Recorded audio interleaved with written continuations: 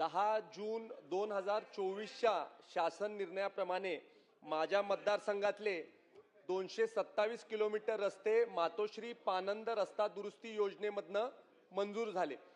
पण अध्यक्ष महोदय, 1 वर्ष 2 वर्ष होऊन देखील त्यामधले 51 रस्ते पूर्ण झालेले आहेत। राहिलेल्या रस्त्याची कामं पूर्ण झालेली नाहीत। माझी आदरणीय राजेसाहेबांना विनंती आहे की राजेसाहेब, आपण आमचे सातारचे पालकमंत्री देखील आहात आणि त्यामुळे हे जे रस्ते आहेत जे मातोश्री पानंद रस्ता दुरुस्ती योजनेमधनं मंजूर झाले होते, हे रस्ते आपण मुख्यमंत्री बळीराजा पानंद रस्ता दुरुस्ती योजनेमध्ये वर्ग करू शकतो का, हा माझा पहिला प्रश्न आहे। आणि दुसरा प्रश्न माझा असा आहे की कामं जी अर्धवट राहिलेली आहेत किंवा निम्मे अर्धे झालेले आहेत, पण एक शासन निर्णयामुळे ही कामं सगळी थांबवण्यात आलेली आहेत। ही राहिलेली कामं आपण मातोश्री पानंद रस्ता दुरुस्ती योजनेतनं पूर्ण करणार की बळीराजा पानंद रस्ता दुरुस्ती योजनेतनं पूर्ण करणार?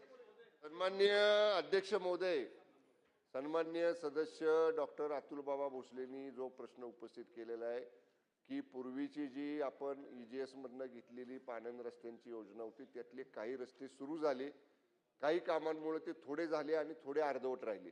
आणि दरम्यानच्या काळामध्ये माननीय बावनकुळे साहेबांनी आता मुख्यमंत्री पानंद बळीराजा योजना ही नव्याने या ठिकाणी आणली। आता ती अर्धवट राहिलेली कामं रोजगार हमीमधनं आणि ही सगळी योजना बाबा जी आहे ती महसूलकडनं या ठिकाणी केलेली आहे।